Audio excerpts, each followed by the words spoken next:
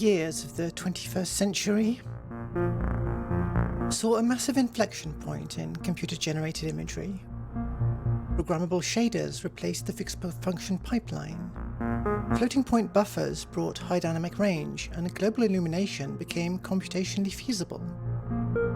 Computationally necessary approximations gave way to physically based rendering.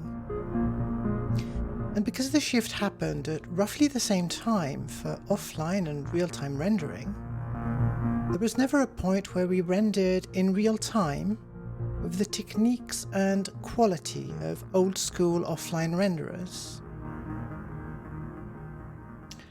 I became rather obsessed with the idea of being able to port something like Bryce to a modern graphics card and being able to recreate those types of visuals in real time. It took me a long time. I fell down some very deep rabbit holes, and I couldn't quite pull it together until now. Welcome to the new millennium. I'm Millennium Cyborg, and this is my first anniversary live, Reflections.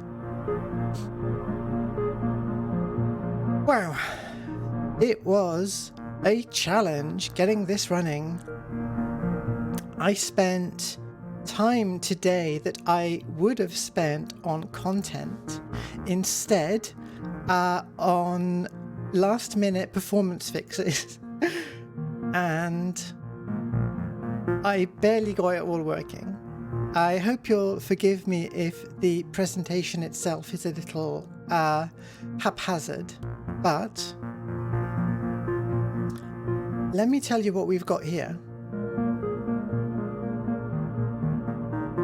You're seeing an application written in Unity, written using Unity, with a custom rendering pipeline,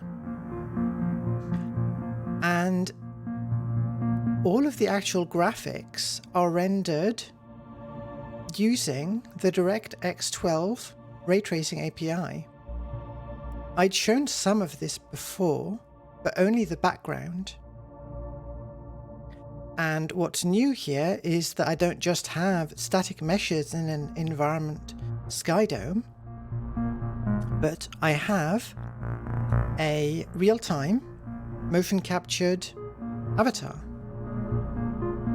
And honestly,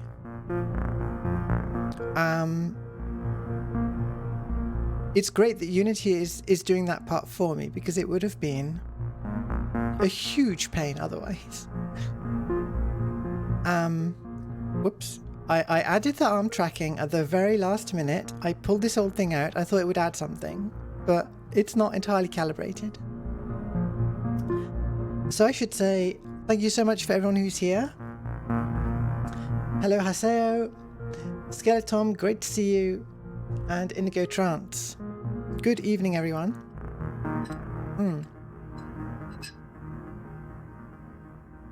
So the other thing that I spent far too long on are some fancy camera transitions.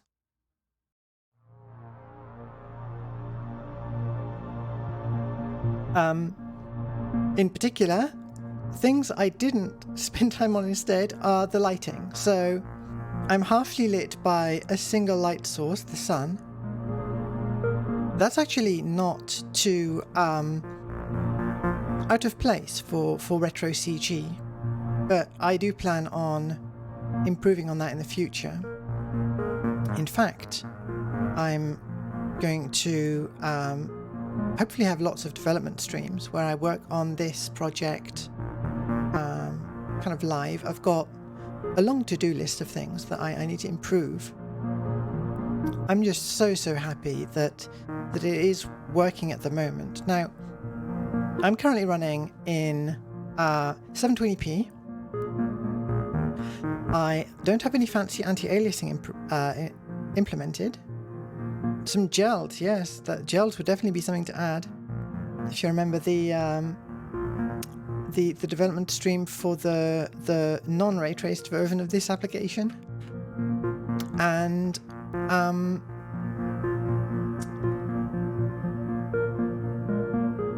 lost my train of thought.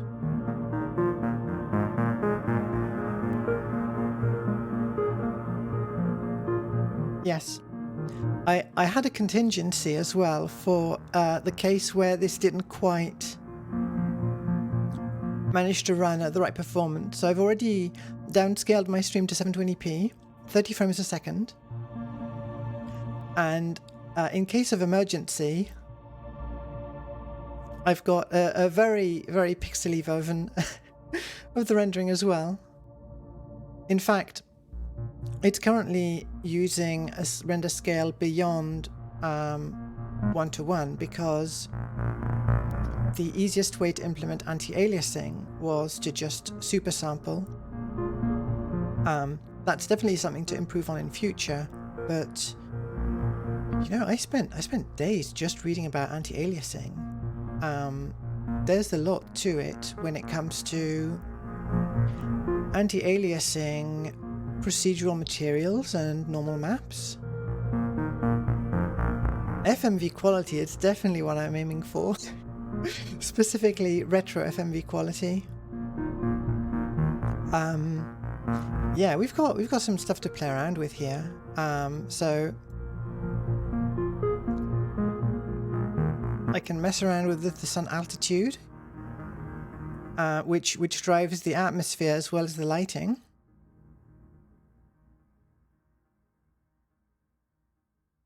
And I can't control the sun azimuth right now, the orientation, because I actually ended up driving it through the animation so that I have appropriate dramatic lighting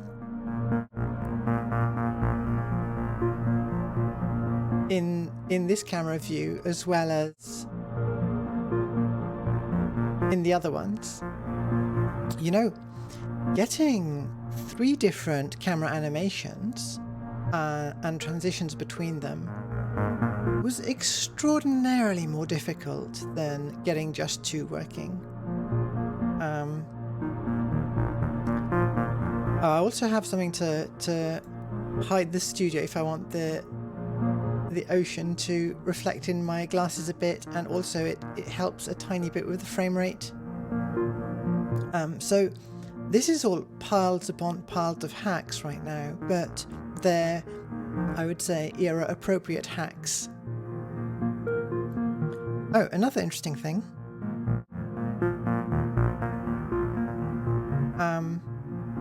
Sorry, you can see my shoes right now because there's no floor if there's no studio.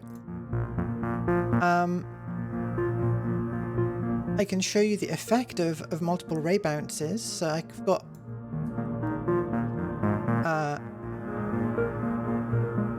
limits on how many bounces there can be on the rays. So with just 2 rays we get the primary ray and then the shadow cast ray, and with 3 we begin to have in this case we've got the transparency into the environment, I think, right? Yeah, through the glass and your basic reflection onto the environment. And then at 4 you can start having effect of double bounces and much more interesting situations like this. So here I've got reflections off my suit onto the studio, onto the environment, into lights and so on.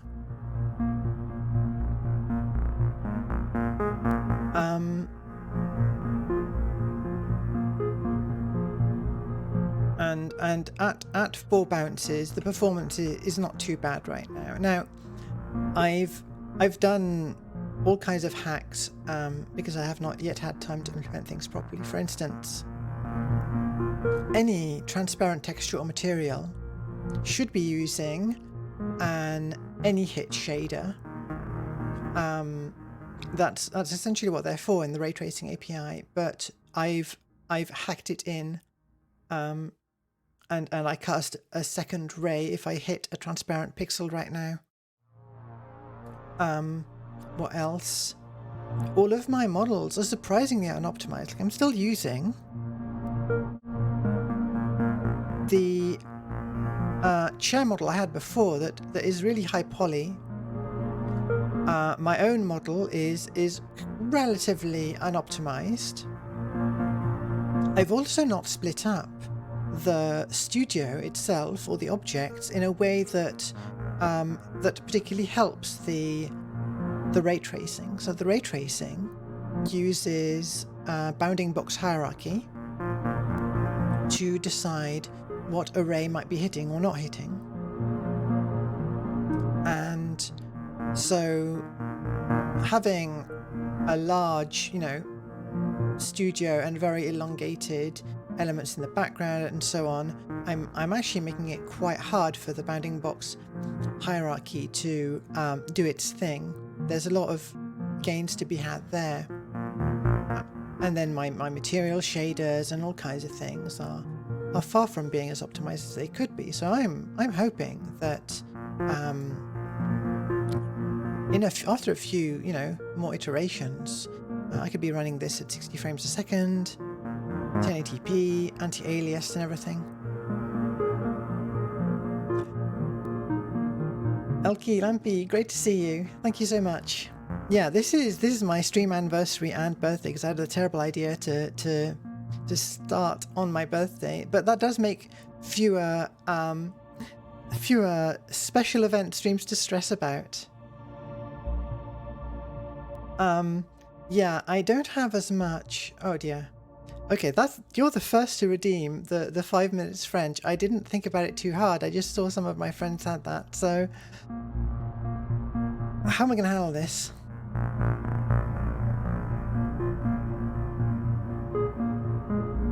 I guess I'm just going to speak French and try to remember what I was doing.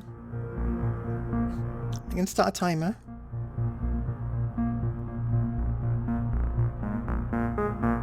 Ok. Alors, maintenant, on parle en français. Alors, je ne sais même pas si j'ai beaucoup parlé en français sur ma chaîne ici.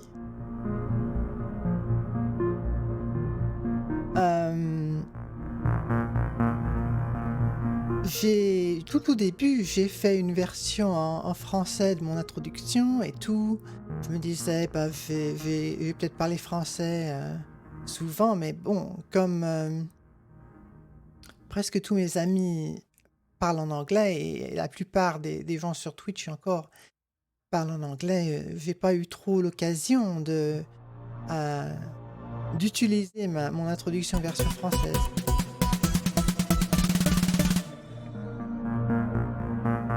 Oh, Nef, merci beaucoup. Merci. Et bienvenue. Bon, j'ai pas trop préparé de matériel, puisque j'ai passé tant de temps à préparer l'application et puis à l'optimiser que bon, j'ai trouvé quelques images et quelques sujets dont je voulais un peu parler. Et puis bon, voilà. Alors, maintenant que je parle en français, je ne sais même plus comment aborder les sujets.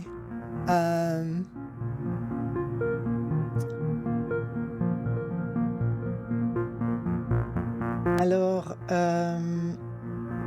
voyons. Je peux un peu parler du début. Puisque ça fait maintenant, oui, 1 an depuis ma première... Je sais même pas comment dire en français, on dit une stream. Depuis ma première stream.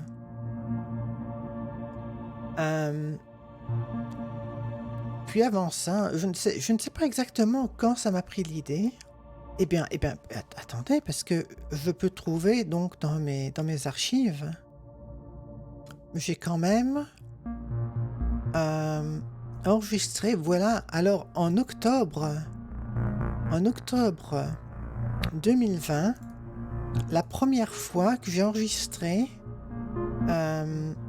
quelque chose avec un avatar en 3D.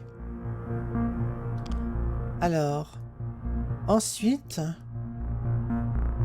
la première fois que j'ai fait des tests avec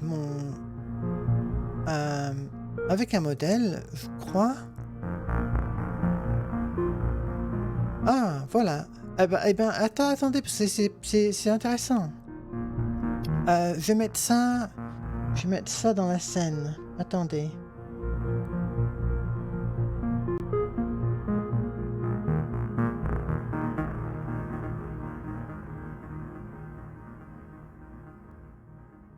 Alors, Media Source. Puis est-ce que je peux mettre ça là? Alors. Donc je vais vous montrer des enregistrages pré-début. Ah, bah, voilà que je peux pas ouvrir ça sur le réseau, donc je vais faire la copie sur mon ordinateur local. Hop. Qu'est-ce qui se passe?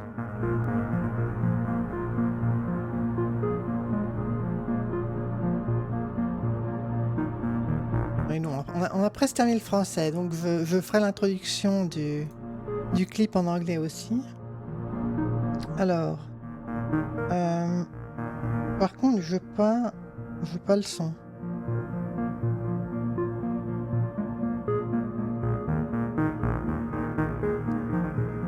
I never wake again. Non, Who sleep? stop.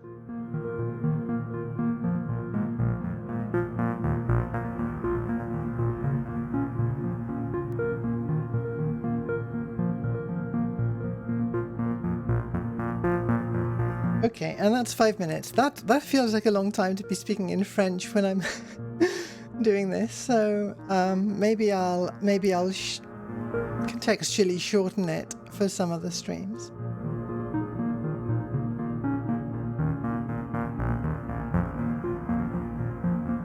So Nev, great to see you here. Ren, thank you. Streaming, yeah.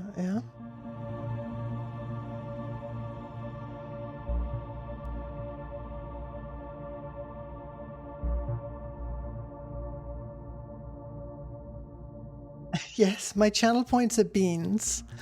I modeled my own beans bean in order to not infringe too much, and also because the real beans logo looks a bit bad. So I was just saying that I was pulling up a media source for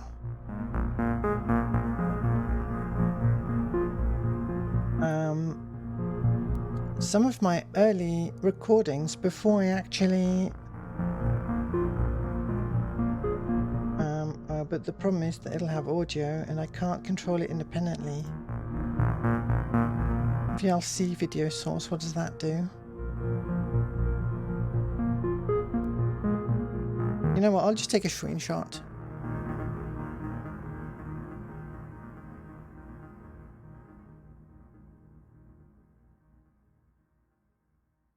Show you a screenshot of pre-debut. No, sorry. I called my original oh, thank you so much for the sub.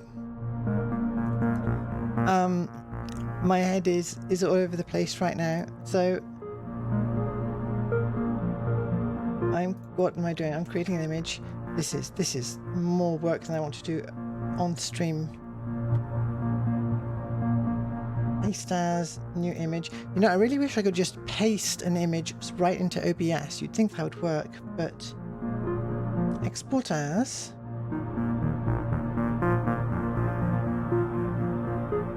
There we go. Just paste a screenshot, that would be ideal. There it is. Okay, and now I just need to resize it.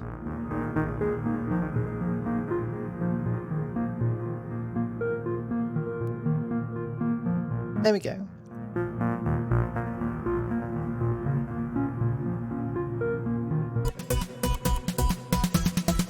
There we go. Thank you so much.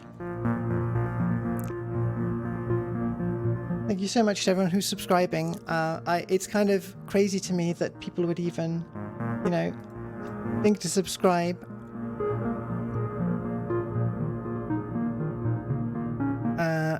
All right, I need to come out of studio mode. There we go. There we go. Okay. This is pre-debut when I was using one of the built-in models. So before I even had a model, I already had my Bryce backgrounds. So actually, one of the things that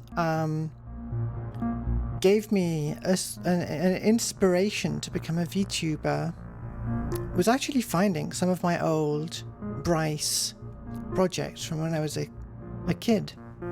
And Bryce is a ray tracing program that focuses on natural terrains, procedural water, terrain, and so, like trees in later versions, skies.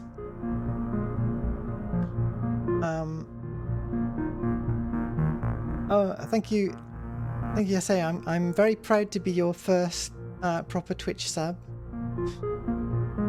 and thank you for the sub, Indigo.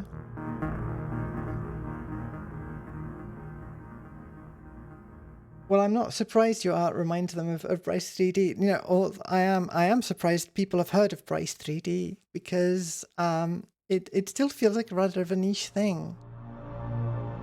But definitely, that's a compliment.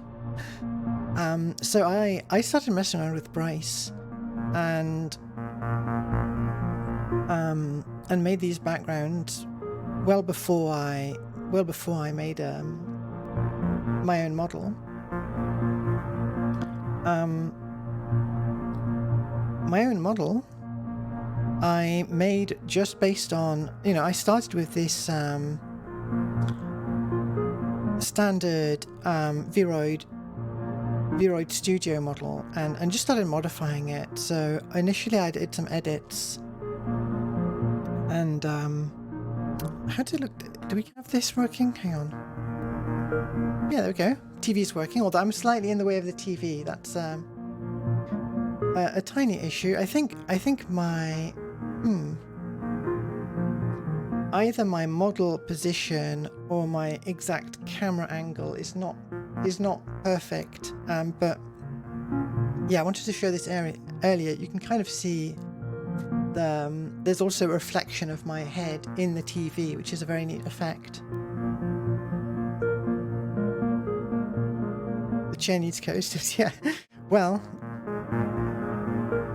I can just teleport from one location to the other while the camera's not looking. So it's all sorted out.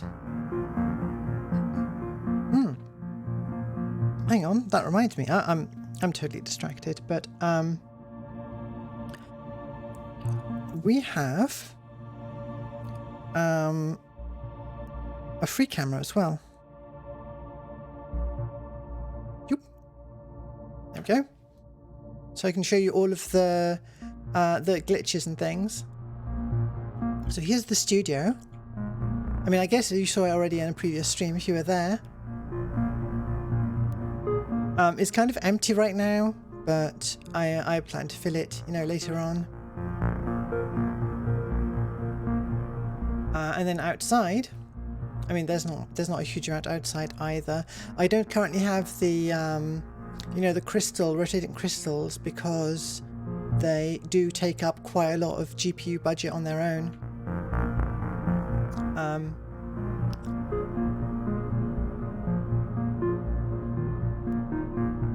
I have lots of space that I can fill up later on.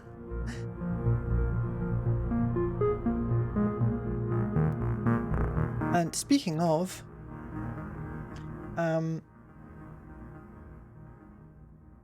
Oh, thank you. Yeah, it's like I paid attention to this little area for now, and yeah, we'll see what else goes in. I got the idea for the shape of the studio quite early on. I had the model sitting on my drive for ages before I really did anything with it.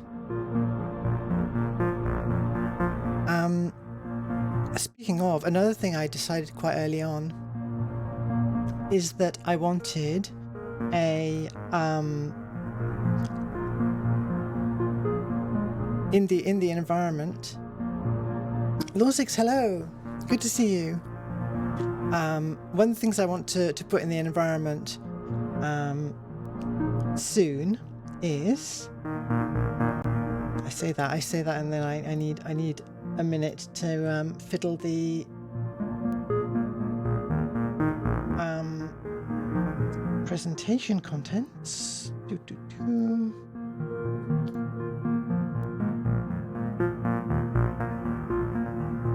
Just need to pick the right folder.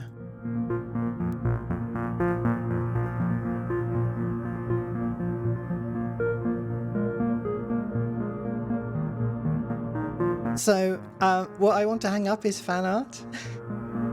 I don't have a lot of fan art, but it's very precious to me.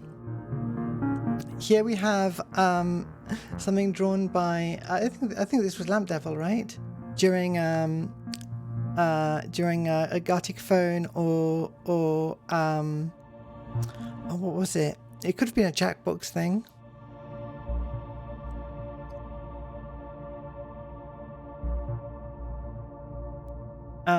This was the very first one. This was by Cordelia Renee, who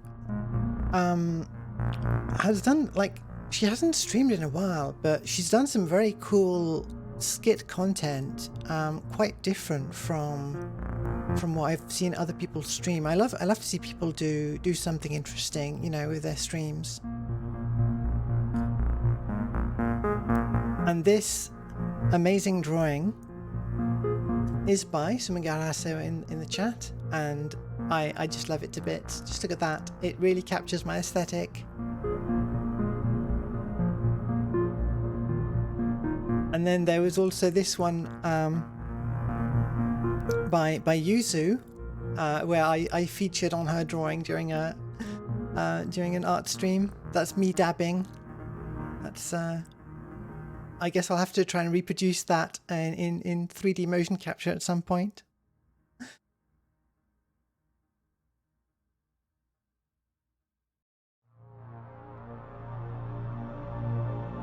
The background was made in GIMP. Well, you know, it's impressive whatever you manage to do in GIMP, to be honest.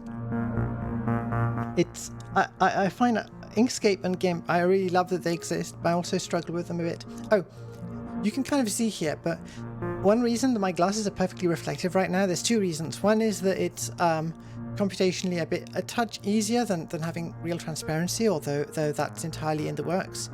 The other thing is that my model geometry is the eyes are designed in a way that works for a toon shader, and so they're inside out, you know, they're kind of concave, which looks completely wrong when you're using a realistic shader, and it's especially bad in this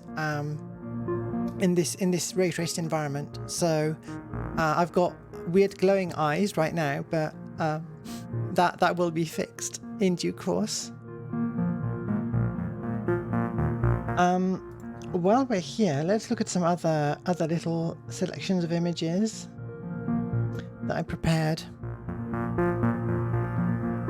As much as you can call it preparation.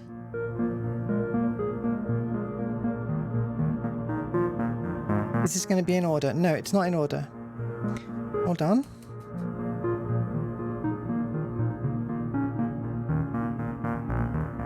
I was really happy with the Ray Flyer design. and I spent a whole day just preparing that. So it's captured in real time in this very application. I used an external app, what's it called? VRM Posing Desktop from Steam.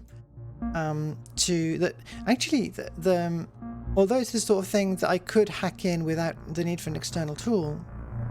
Oh my god, Neff, thank you so much. 10 subs, that's huge. Thank you so much.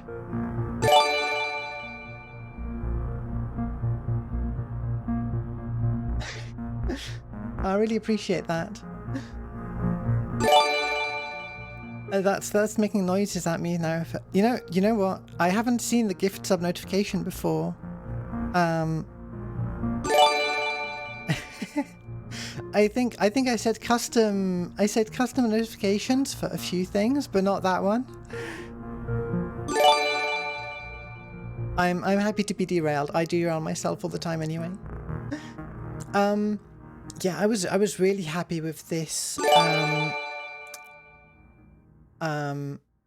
poster design. It's inspired by rave posters, and that was a big aesthetic inspiration for me in several aspects of my design. So these are backwards from how I wanted to show them. Yeah, the visual design of rave flyers often includes things like Bryce and ray tracing and so on, and cool Y2K fonts. So I collected a lot of rave flyers, you know, from various places online as reference. You know, sometimes I look at these and wonder, was this done in Bryce or was it Vue d'Esprit? I keep meaning to check out Vue d'Esprit, and for some reason I feel like I can tell which one was used, but I might be fooling myself. When I came to this one, I was very happy to take the name, because it was like a pun, right? I was already planning to look back on the year of streaming and also show off some real-time reflections. So I took the name of that one with glee. Yeah. There's still a few trance and so on compilations that have that art associated with them on YouTube that I listen to. Neff, if you'd gone with 20, you know, I would have found a way to cope. I would have yeah, all of the money that people spend on subs, I'm hoping to put back into you know, making the stream better with better equipment and resources, and I really appreciate all of them. Right. What should we talk about next?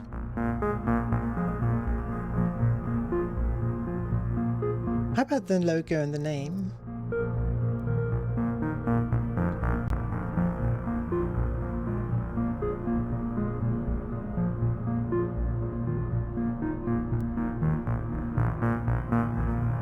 Oh, by the way, this is completely disorganized. I have no idea how long I'm going to actually be talking for. That would have required preparation and timing. All right, mental note. The order that I name files alphabetically in the folder does not seem to be related to the order in which they appear in the presentation. So, yeah, I can't remember exactly when I decided on the name Millennium Cyborg. I guess it's got a cadence to it that's a lot like Millennium Falcon, you know. I liked the cadence of it. I was looking for names earlier on that were quite you know, people names and so on, or like cool hacker names. And but when I had the idea of this one, I settled on it because it was very, you know, very descriptive, and yeah, I like the cadence of it. And by the way, I stuck a whole bunch of shortenings of the name on the poster. People have shortened my name in many different ways and call me many different things, and I find it quite amusing.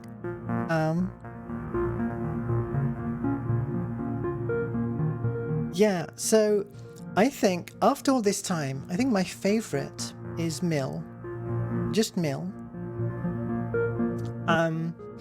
I've also had people call me Cyborg, and other variations, and I don't mind those as either MC. But I've grown to quite like Mill. So if you are wondering, Mill is probably my favorite now. MC Mill. I have done a live jam at one point. Let's pull up Chrome. Let's see. Doop. Nope, that wasn't it. Right, how is that the part that doesn't work?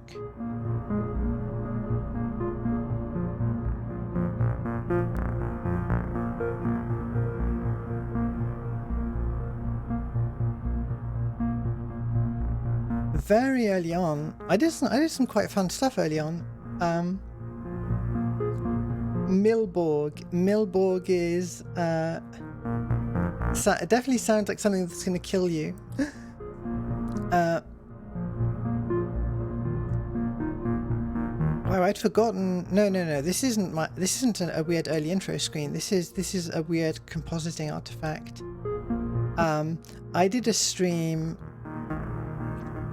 with Winamp visualizations and live jamming with some Korg Volkers, and you know, I'm not particularly good at music yet. One day, but that was very fun, you know, to be able to do that. Hillborg, Lenny's an interesting one. I'm not sure I like it, but I'd not heard it before. It's a creative one. Yeah, I really enjoyed doing this. Just like from the audio-visual point of view, it's not something I would have thought I would have been able to do before. I do really want to get back into making music and actually learning how to do it properly, rather than just you know, pressing buttons and making music happen. It's traditional in these streams to look at your debut, and mine was super awkward. I was very nervous. I was very squeaky.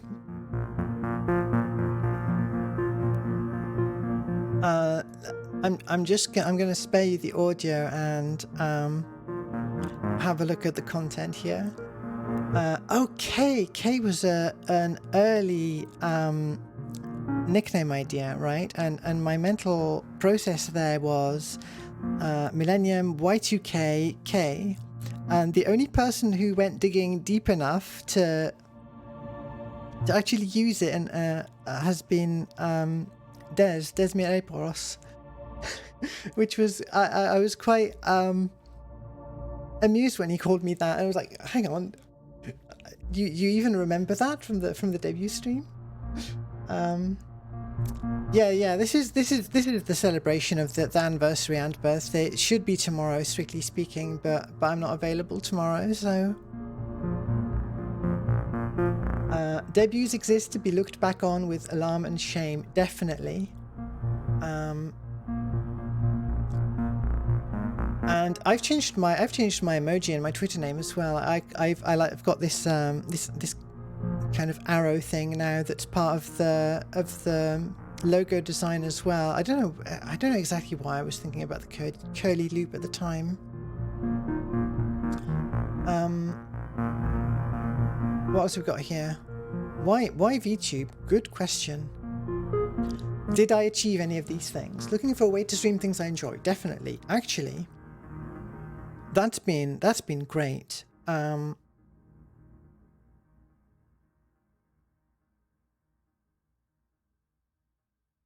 Debuts exist as a milestone to look back on and see how much you've improved. Well, that's what we're doing. Yeah.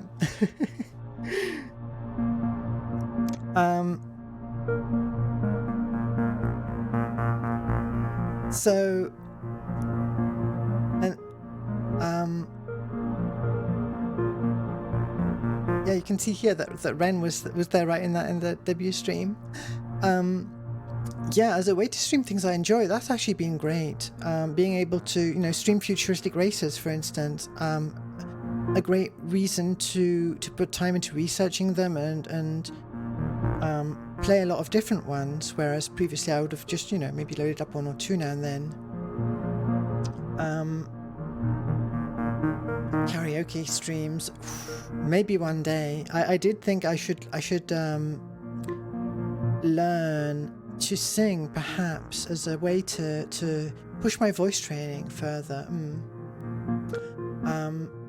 Yeah, really interested in production. So one of the things that got me interested in production was Giant Bomb, the video game website and streaming site, and the production crew there were part of the personalities, and they would be doing stuff live that just seemed really fun and interesting. I got really interested in how do you put together a live show, and that's been something that I've continued to be really interested in. Is not pre-recorded content, but what you can do with live content. So that's for instance, that's why I wanted the whole environment to render in real time, and also like editing. It takes a lot of patience. Editing video takes a lot of patience that I don't have.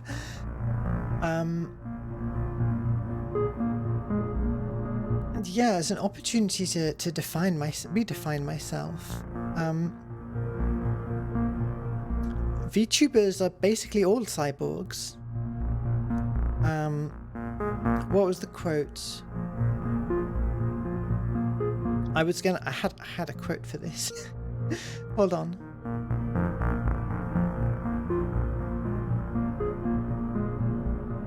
Paraphrased somewhat.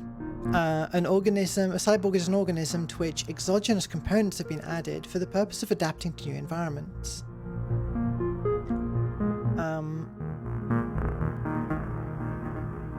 Oh, thank you, Indigo. I'm quite happy with this virtual self of mine.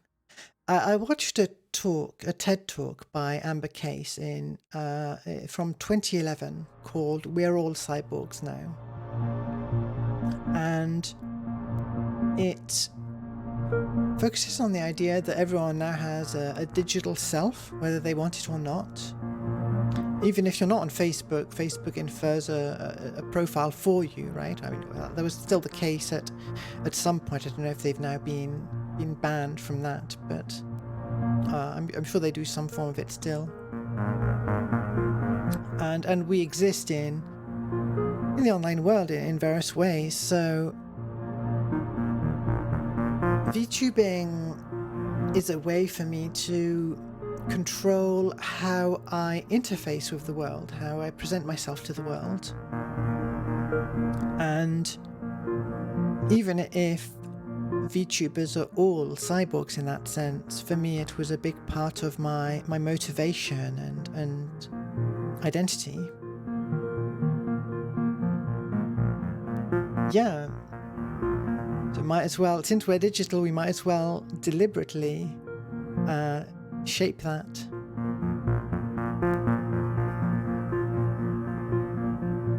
And the Y2K side of things, I mean, that also came from finding some old art stuff of mine. I had a period where I was just nowhere near as creative. I was quite creative around the turn of the millennium, and then, you know, for various reasons, I ended up just doing programming, and no longer thinking of myself as a creative person. Again, until I started VTubing, or getting the idea to start VTubing. So as I went back to the sort of things that I used to make, you know, they were all from that time period. And that time period also was one of a lot of global anxiety over the Y2K bug, right? But also a lot of hope. A kind of not necessarily specific hope, but at least to me it felt like a very hopeful time. Yeah, one day we'll be free of our bodies.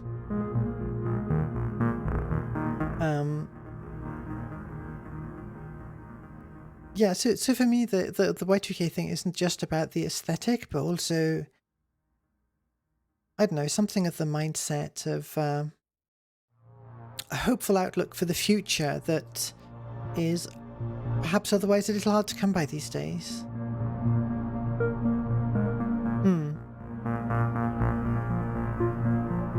I'm perhaps showing my age by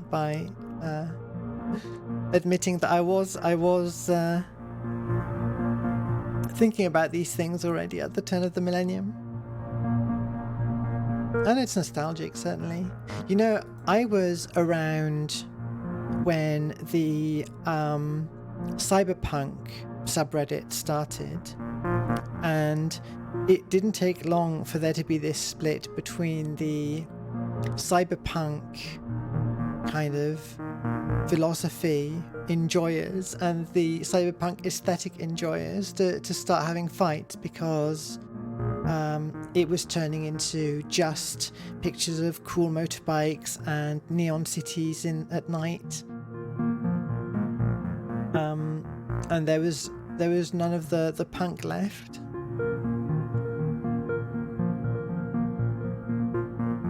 And in a similar way, I've seen people complain that the Y2K aesthetic has become too much of an aesthetic.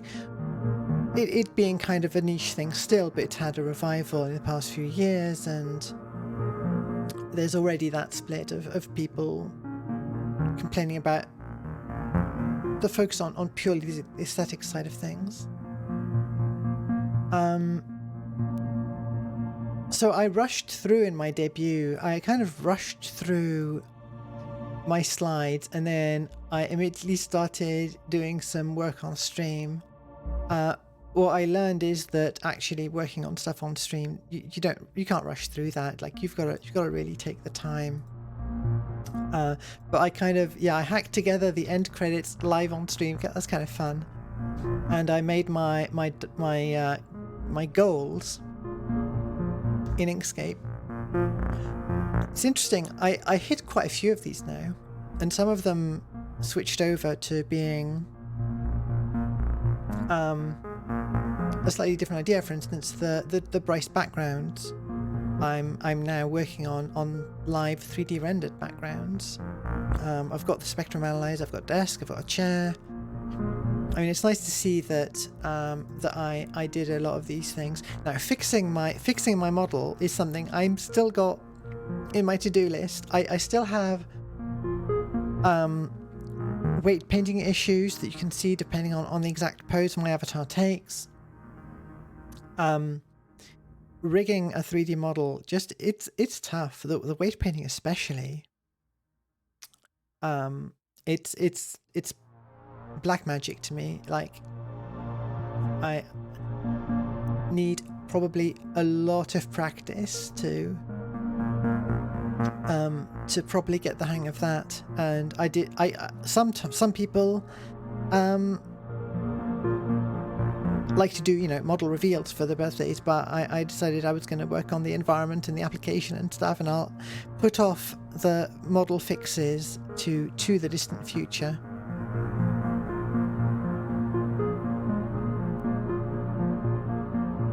Oh yeah, I'm absolutely a sucker for Y2K style trainers and things like that, or buying either old or new Y2K stuff.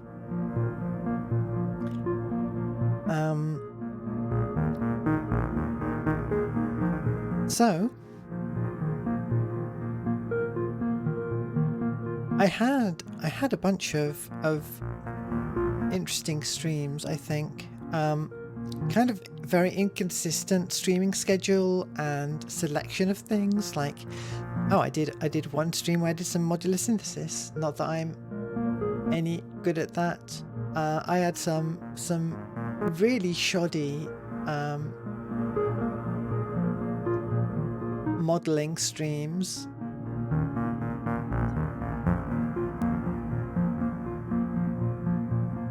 When I get done with the model, I get sent back to the year 2000. Maybe that's the problem. Yeah, I'll have to look at those nightmares later on. One of the things that I think really sets me apart in terms of the aesthetic is the reflection in my glasses thing, and that came about entirely because of this shitpost of an idea I had when they announced the Matrix. So I found this background and decided to model the Matrix sunglasses based on references. And as I was capturing them in VC Face, I realized something.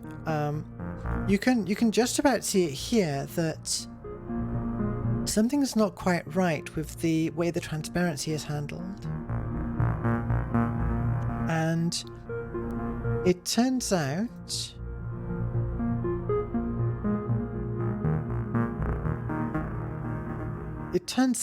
that you would think that a transparent pixel in front of a solid one would in the final render come out as solid, but it came out as transparent. In other words, the transparent layers are rendered as a later pass, and somehow they're overwriting the alpha value that then gets captured instead of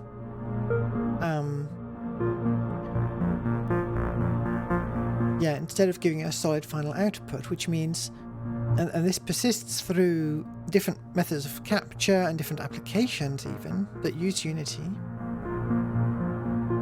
And so based on that effect,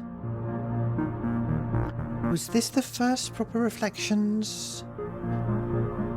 This was one of the early tests where I was properly using the full reflection stack. I'm kind of in the way here. But I eventually made a tutorial explaining how this all worked. Where is it?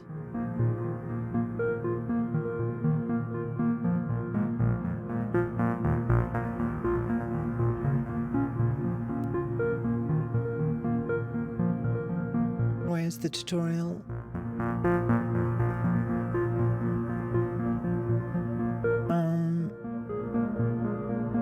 It wasn't long after the Project Wingman stuff, I think.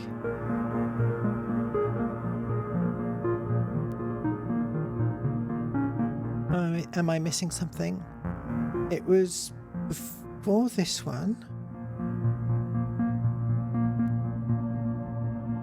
And I know what this...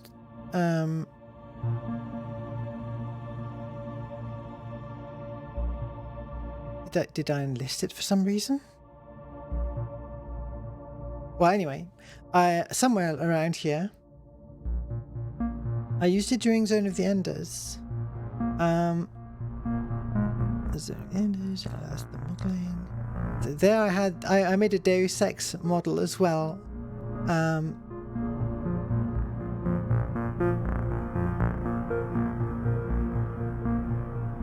Well, I should look at the Deus Ex stream itself. Where was that? There it is. I randomly had the idea to just slap on the textures from the Lady Denton conversion project for Deus Ex onto my own model, and then do some tricks with the eye glow as well.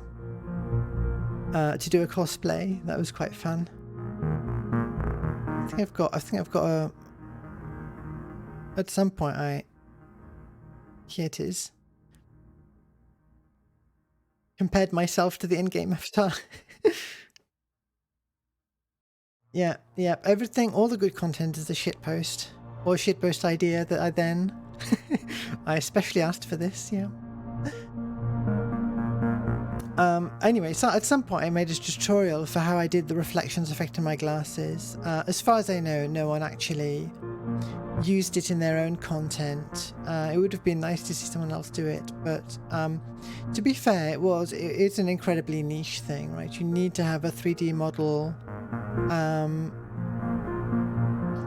that is rendered through Unity and has glasses. And then you need to do a bunch of setup with shaders and stuff. And at some point I considered updating it for the latest versions of OBS and Stream Effects and so on, but it turned out that actually the old method works more reliably in any case, despite the new features available that make it a touch less fiddly in theory. And then I also released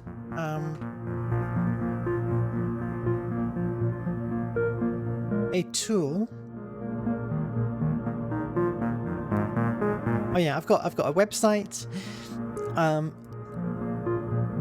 with coding just as skillful as my coding in 2000. I'm not great at HTML still.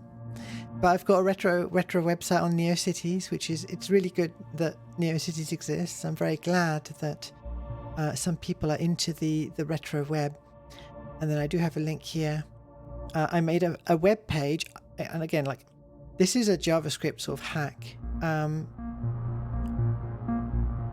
What this is a single page application that can modify a VRoid Studio exported model that uses the VRoid Studio glasses to be compatible in terms of shaders with the process. And here's the video now. I don't know why I couldn't find it earlier. This was my first attempt at edited content on YouTube, and it's just so difficult. Like, I really respect people who put in the time to edit things. So the way that the trick works is we first got a mask, right? We mask off these semi-transparent pixels and do some morphological operations to get rid of single pixel noise. We use that as a mask, and then we do a spherical deformation and reflection of the game capture scene and scale that and put that behind the mask, and that's really all there is to it, except for compositing. So because I wanted to composite it additively, I had to do a trick with a very tall blend group, well, a very tall group in OBS, and then the shader can access the entire thing as one texture, because StreamFX didn't yet have support for multiple textures at the same time, multiple input sources, and OBS Studio didn't have support for additive blend. Now, the reason why I'm still using these old techniques is that I ran into glitches with the multiple textures, and the additive blend gives me fewer sliders to play with. So in my shader, I can actually do control a bit more in detail the transmission and reflection here, and I really like the effect. It's initially I didn't think that I was going to keep the glasses even. I wasn't sure that the glasses were a look I wanted to go with, but it's really quite neat. And I will have to, of course, replicate that in this studio. My plan is that for this studio application to be the place I stream from in the future, and to replicate all of the things that I was able to do just with OBS tricks, with more of a principled, real-time approach.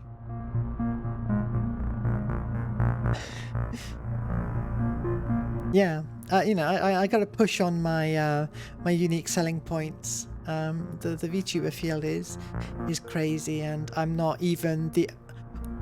by far not the only Y2K themed cyborg/android VTuber out there. There are many. I've followed most of them at this point, I think, on one platform or another, but they all do cool stuff. What was I going to show?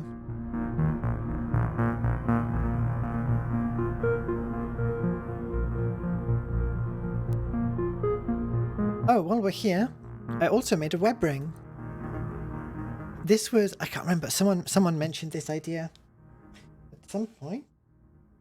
I'm sorry, I'm spilling tea, elbowing my mug of tea and spilling tea all over the place.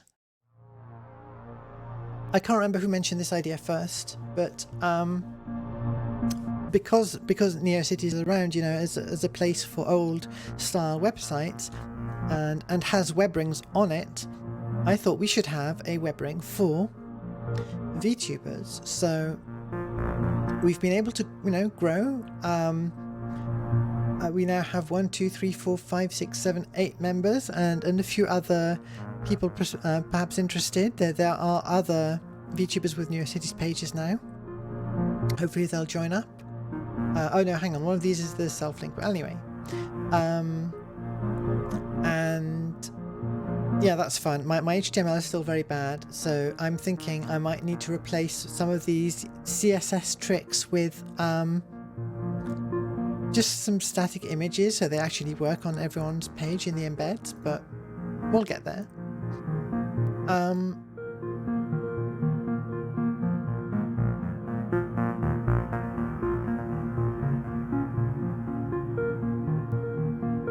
It's impossible to have truly unique ideas, I think, and people have such a wide range of skills out there. I think you can't try to be just be unique. You've got to do things you enjoy, and yeah, I don't know. The Simpsons did do it. They did 3D. Oh, you know what? I was going to put together a list of my inspirations, but I'm just going to waffle about them in random orders. I want to show you. I want to show you DevNull. Did I show you DevNull before on stream? I can't remember. Not that DevNull. DevNull, the site. This was the first VTuber that I ever saw. Virtual Liver, perhaps. Let me pull in the audio from this one. This was also the design. I don't know what the name for this aesthetic is, but oh yeah, our actual selves from Y2K would be just their minds totally blown at the things that we are doing.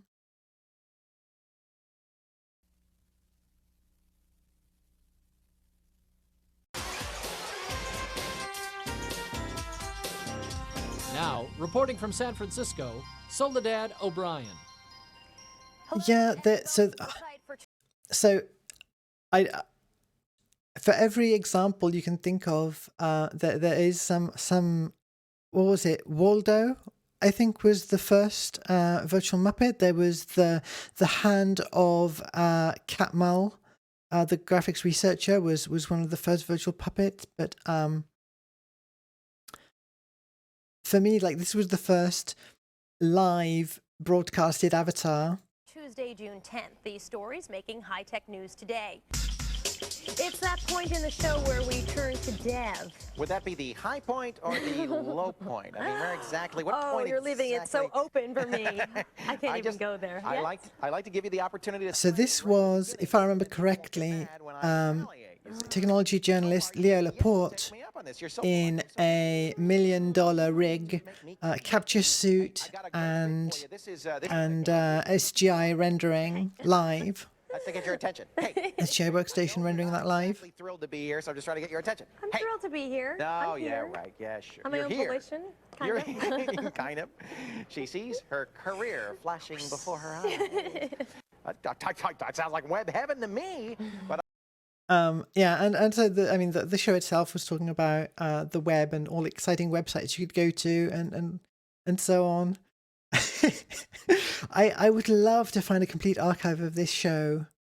I was so into it. I never missed an episode.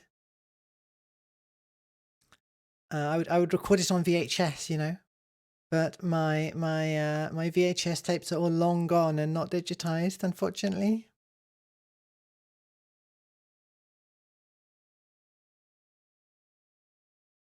Yeah, the very early motion capture experiments were done in like the 60s or so. So I think the earliest is Katmal's hand.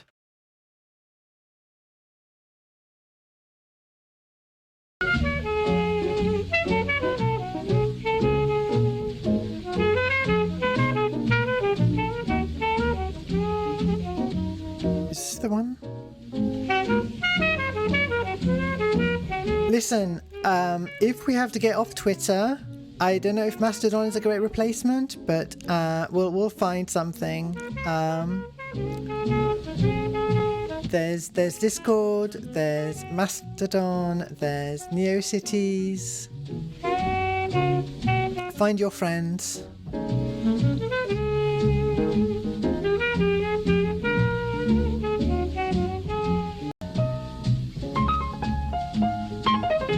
IRC, you know what?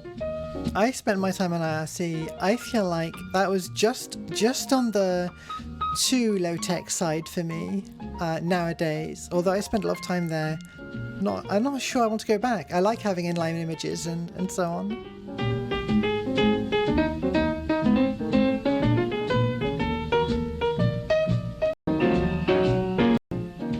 Yeah, so I don't know if the motion capture was live there, but this is definitely one of the early examples. I was talking at the beginning about the change in the look of CGI and wanting to recreate that Bryce look in real time.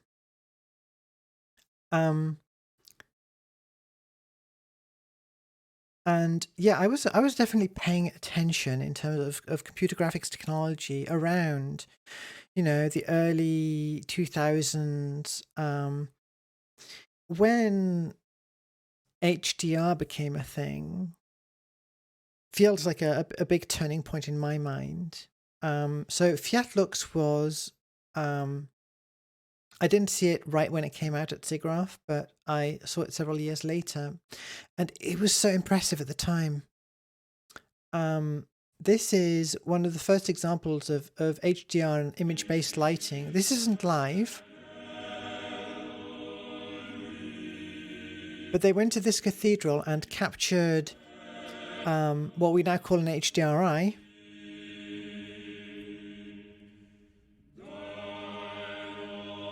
Also, the physics were pretty impressive. Demo scene stuff is also a big inspiration for me. This isn't live. This is a pre-rendered thing, but it would become feasible in real time not long after. But so this was a major step in terms of visual fidelity. To me, this looks like a modern scene, you know, at least like you could imagine someone doing this in Unreal Engine 4. It looks very different from the sort of lighting and rendering from the late 90s that you would see elsewhere. And it's not that I dislike it, far from it. But like I said, we never had a point where we were doing in real time on a wide scale the sort of rendering that you would do offline back in the day.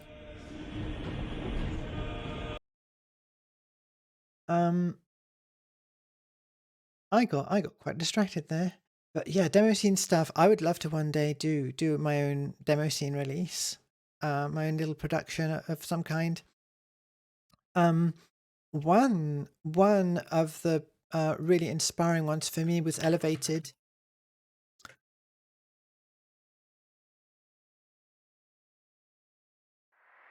So this was a 4K intro. And so 4 kilobytes. And rendering the sort of, you know, terrains and stuff that I'm into anyway. This is real time. I mean, a video capture of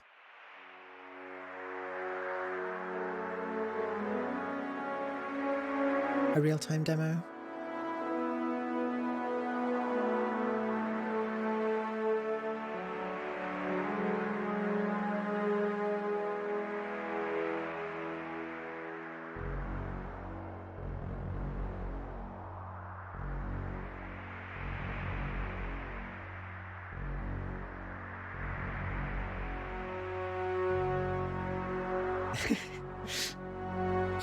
Yeah, you would expect David Attenborough to say something.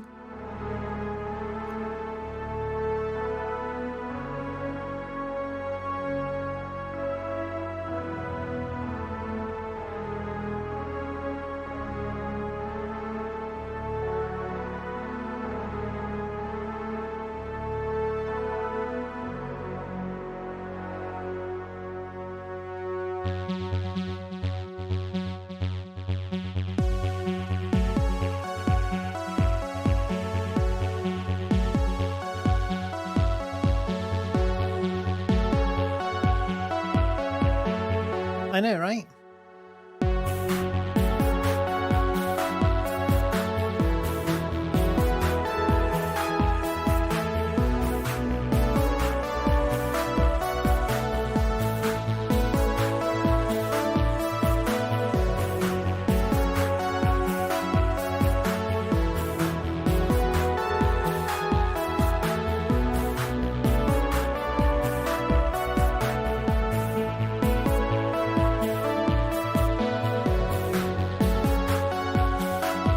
Yeah, 4 kilobytes, including music.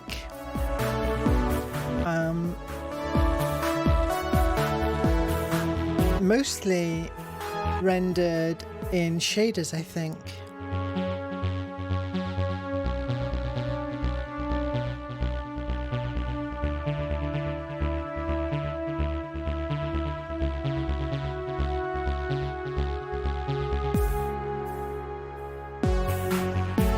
Haseo, you're absolutely right. The shining metallic dolphins flying around are a core aspect of the aesthetic that I've neglected thus far.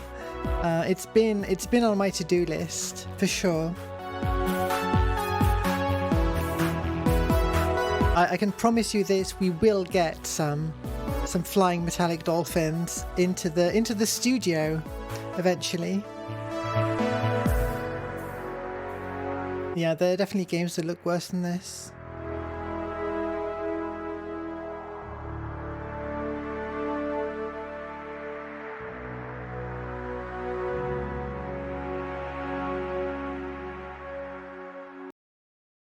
I want to do a proper stream of demo scene stuff. I've failed to to run them, you know, live several times on stream before. It can be quite tough. But I'm just gonna load up some other cool demo scene things now. I'm in the mood. Thank you so much for dropping by, Neff, and thank you so much for the gift subs. And I'll see you around. The thing about demo scene, like it's the real-time graphics that's really, you know, pushing the envelope in terms of what you can do in real time. It's the aesthetics and the music.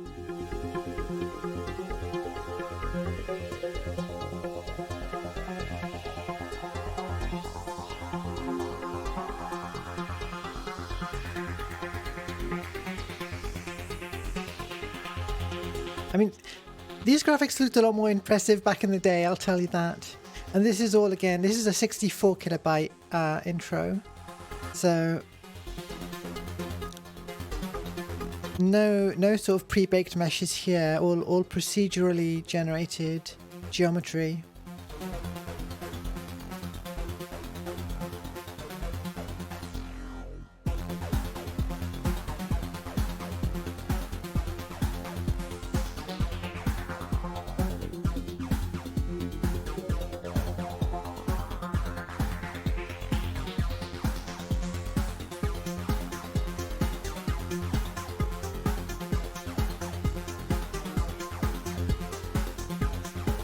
Various kinds of animated tubes and shapes are classic demo scene stuff.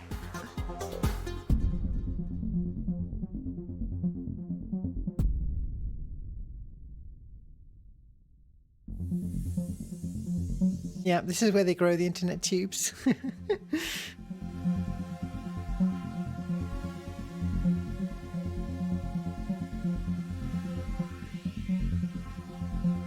So I don't have any of the environmental lighting stuff set up on the studio, obviously, that I have in OBS for my previous streams. Oh, this is a very long demo. Wow, I didn't remember that it was this long.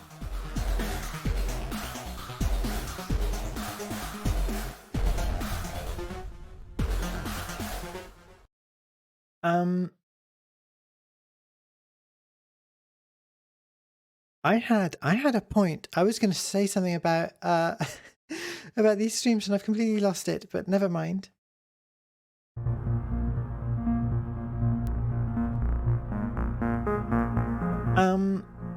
For a while, I was editing thumbnails, and that was a lot of fun. Incredible amount of work. You wouldn't think so, but it got to the point where I was not uploading to YouTube because I felt like I needed to make a thumbnail. And so at some point I gave up and said, okay, I'm just gonna actually upload all of these that need to be uploaded. And, you know, I mean, nobody visits my YouTube channel either way, right? Except for very few people. So it's not a big difference. It's just a question of where the time is spent and what it looks like. But if I had all the time in the world, I would love to spend more time making YouTube thumbnails. Des, great to see you. Yeah, it really does take time.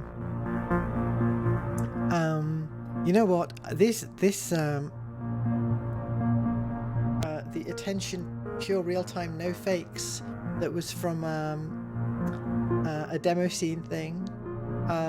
I should have used that for this promo image, the promo image for this stream.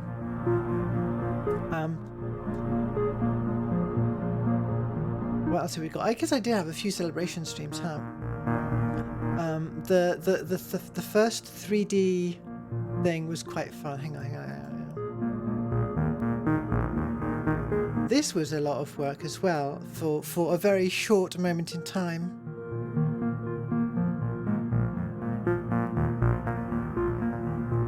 Yeah, you know, streaming yourself making thumbnails would be good content, I think, and you could chat during that time.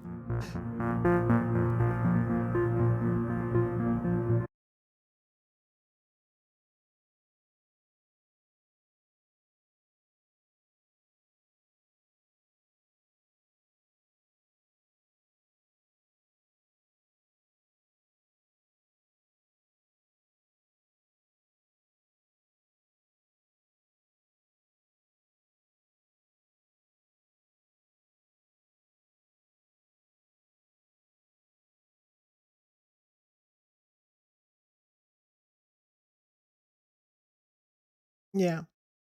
It's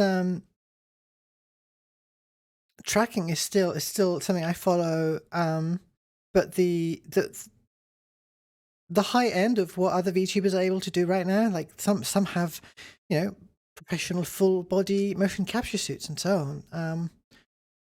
Can't really compete with that with consumer hardware. 3D Pose Tracker, surprisingly usable. Also, just using a Kinect, also a possibility, an original Kinect.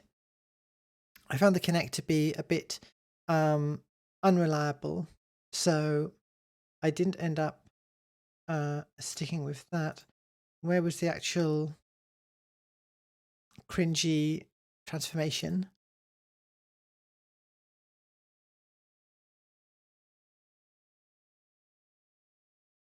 Here we go. That was the reveal for the new outfit.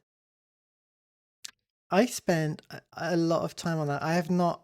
So it's been 6 months since I updated my outfit properly.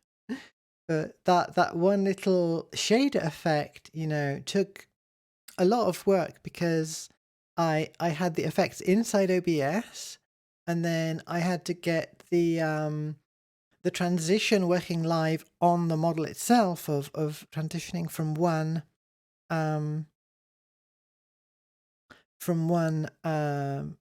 set of materials to another. In fact, one is completely blended out, another brought back in. So actually, this shows it's high time I got back to working on my model itself and my outfit. Yeah, I mean, I don't know what exactly Twitch considers term of service violation in terms of polygons, but I wouldn't want to tempt fate. And this was a really fun stream because I did this after image effect as well while I was doing some DDI and 3D. I had fun with that. I think that worked out quite well.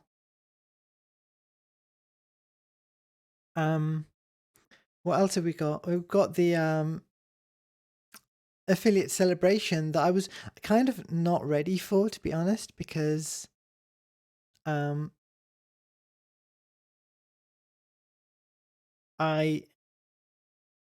don't know.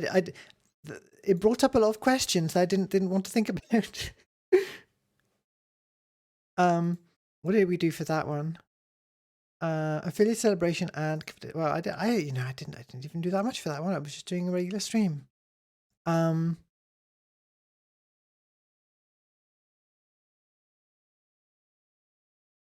This one was quite fun. This one was more recent, right? But I had the same 3D capture setup. Oh, I'm in the way.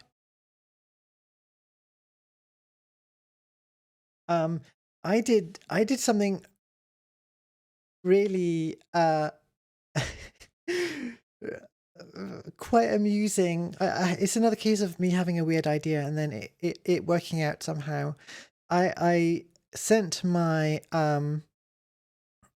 I was 3D tracked, right, with 3D Pose Tracker, and then I sent the image via a virtual camera into the emulator, and so the PS2 emulator was trying to recognize my pose of my model, and then using that to control the game. Turns out, 2 layers of tracking latency, not the best way to play a game, but I later tried it with a real like PS2 and camera, and it's not that much better. Playing it the way it was meant to be played. So I'm glad I got to do that on stream. So I'm trying to play every single futuristic racing game, right? Within limits. There are some Kinect futuristic racing games that I think could be some of the most challenging thing to stream, because I want to do it in a camera safe way, right? And that might be one we never get around to, or in a very long time if there's a suitably hackable Xbox 360 emulator out there.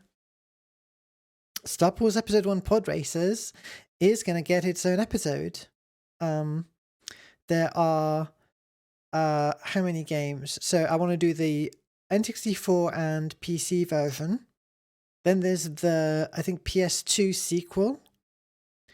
And then there's the comedy option, which is Star Wars Bombad Racing, which doesn't count, but is a kart racer, and probably should be included. If the arcade one can be emulated, then I would also want to include that. Yeah, the console Episode 1 Racer is so I've got the N64 version, which is a quite nice. I feel like the N64 controller suits it quite well. Yeah, Episode 1 Racer. I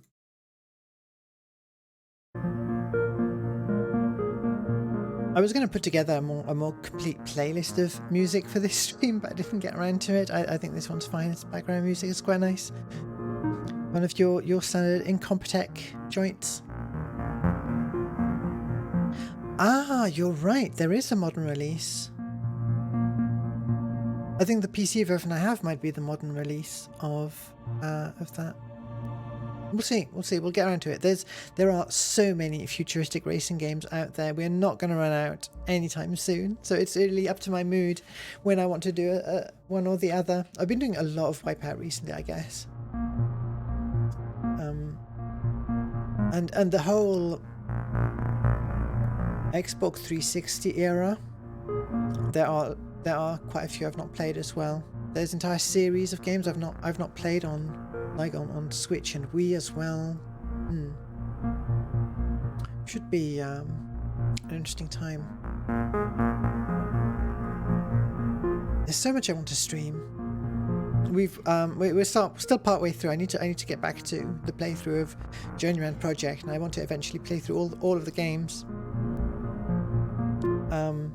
I quite like old point-and-click games. I've got a logo ready for when I probably do, well, a logo half ready for doing a whole series of point-and-click games. Eventually, I need to rearrange my calendar, and to be honest, it's mostly D&D that's in the way. I need to rearrange my calendar so I actually have 3 well-spaced stream slots in the week. That's a long-term goal, because I want to stream a lot of different things.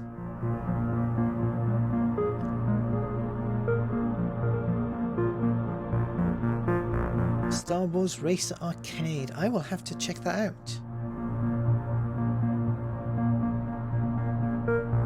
There are cases where the arcade version is not noticeably different from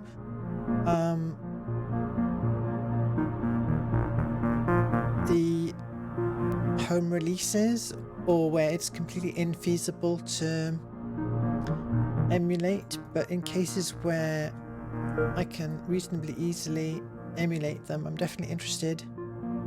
I like these controls. That looks fun. Click and play games. I have in fact promised to stream, good click and play games. That just means a bit of research, but there are good archives of click and play games and later Games Factory and Multimedia Fusion and Click and Create games. And it would be fun to go back and look at some of the good ones. Yeah, this looks really cool. I'd love to give this a go in real life if I ever find one.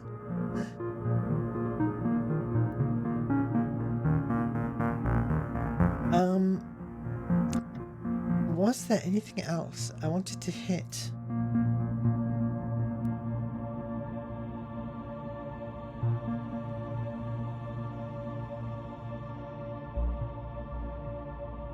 Yeah, I guess VTubing has been a really good creative outlet for me. Back in the day, I had the idea that I wanted to make a game completely myself, the music, the art, everything.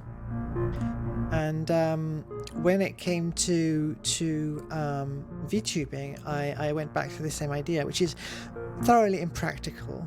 Of I'm going to just do everything myself.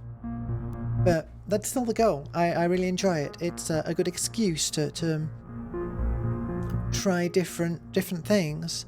So you know, to some extent, my model is edited from a base, but it's a model I made myself. The studio I made myself, right there.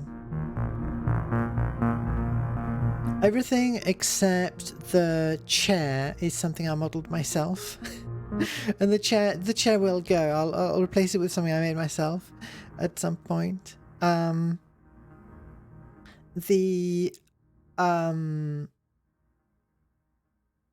overlay, the backgrounds, the alert music, the alert sound, some intro musics, although none of them are very good. So the things I'm really relying on other people for: the fonts, which are a big part of the design, and music at the moment. And then there's all of the software. You know, there's a lot behind the scenes, but I'm really happy to have been able to to make so many different things myself, to try my hand at modeling and animating and sound design and all of these things.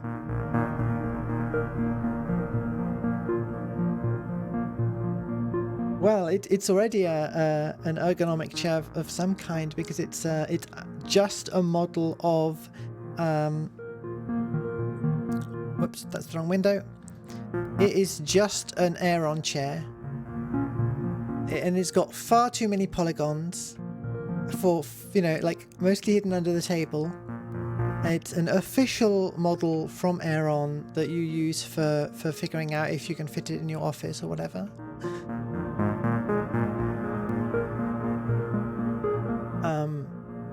But I should definitely replace it with a fake ergonomic chair design of some kind. Not sponsored by Aeron. My actual chair in real life is a steel case chair that I got for a massive discount second hand, but still in very good condition.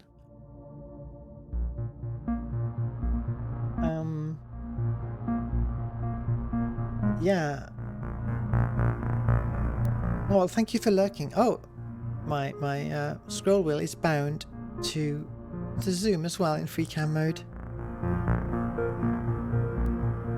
You know, I already said this. I spent a whole day on the transitions of the cameras, and I regret not a single second. They didn't export quite perfectly. I'm not sure why, but I didn't have time to investigate further. So they could be smoother.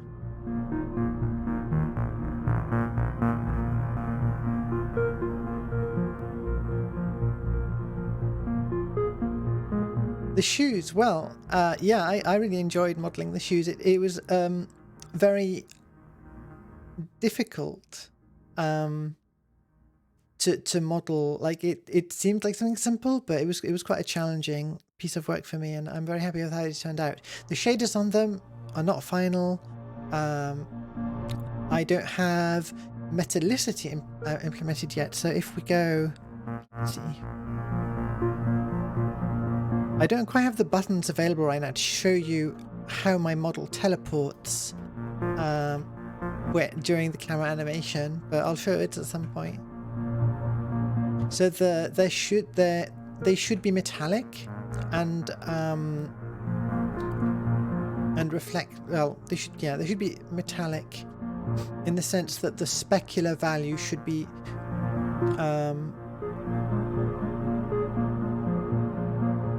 coloured by the base material colour, and that's not a feature of the shader I've implemented just yet. Here's a new camera angle.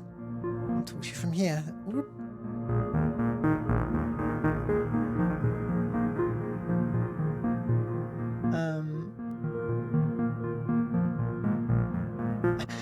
Thank you, Alki. Put my legs on the table. Definitely a future possibility, not implemented right now.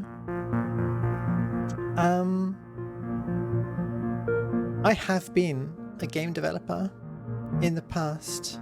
I am credited on several commercial titles, but it's very different being, developing an actual game yourself and being someone who works in the games industry and does a tiny part of something as part of a much larger team. So, yeah, aspiring game developer, it would be nice to put together an actual finished product myself. Being in the games industry, I only saw such a tiny part of the final game. I knew almost nothing about what the finished title was going to be like until after release, effectively. Some of them, at least. It depends on the size of the project and what you're working on, but it's entirely possible to be stuck playing the same level, or set of levels the entire time you're working on the title, and then you haven't seen the whole overarching structure of the thing or any of the story elements, or just stuck working on minigames 3, 4 and 5 instead. It's weird.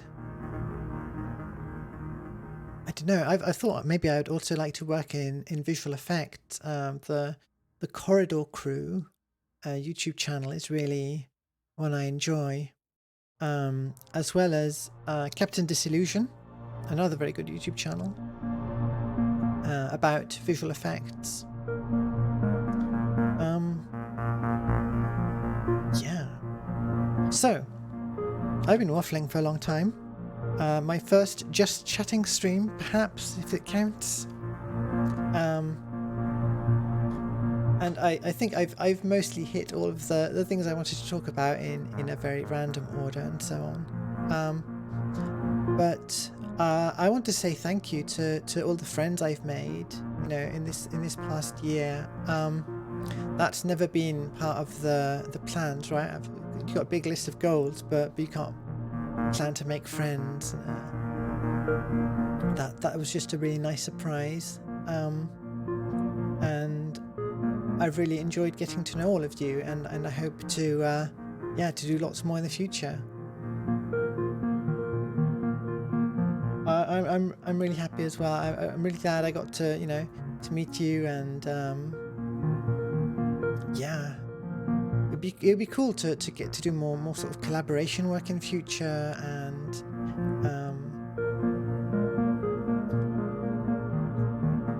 we'll see.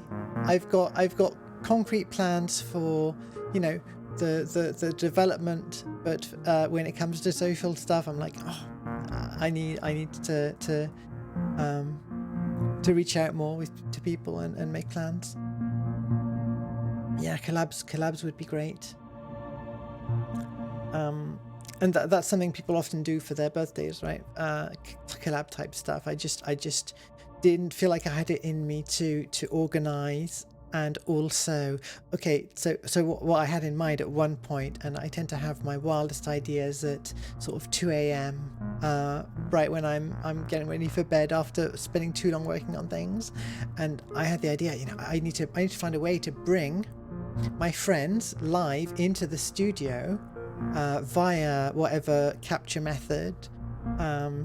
So a big round table where I can have other people join in with their 2D or 3D models, composited in by whatever means is most appropriate.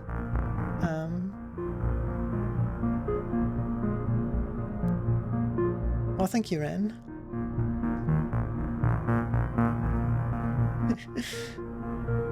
I'm really inspired by my friends as well. It's great to see what everyone's getting up to, and everyone's creativity, and it's a big component of what keeps me keeps me going as well in terms of VTubing, right? It would be a very lonely endeavor to do by yourself without the companionship of other people who are into the same sort of thing.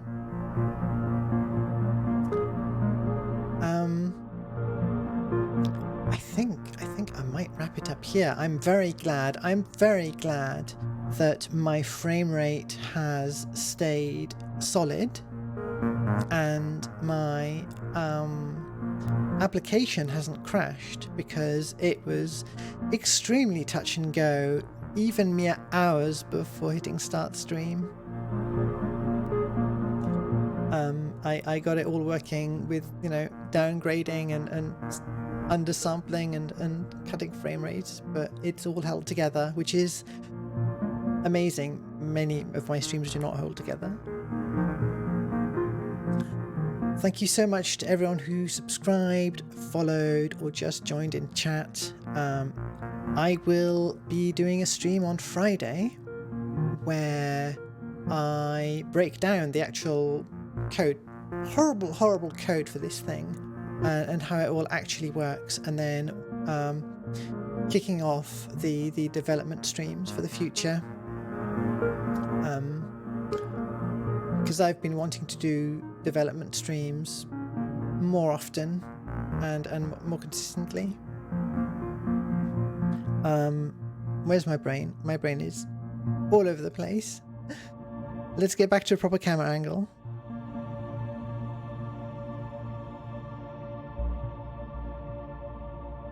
There we are, looking out towards the future.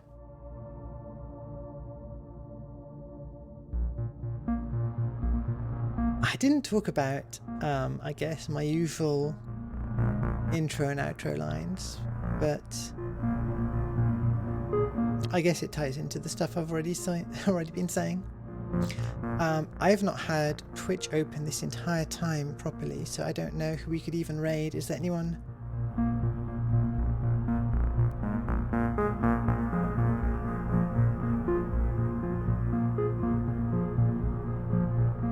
Well, Belfie is having her first stream in a while, so how about we all go say hi to Belfie? Oh, my setup is different now. How do I do things? Let's see. Go to my own channel. Make sure everything is working. And off I send you all. You know what? Twitch needs to fix how raids are set up, because I mess it up way too often. There we go. Oh, by the way, her channel is intended for mature audiences and has follower and subscriber only chat, as Twitch is telling me. Alright. And as the poster said, this is only the beginning. I'm very excited to build on what I've done so far, and to see you all more in the future. I've been Millennium Cyborg. Keep that future vibe, and I'll see you in the world of tomorrow.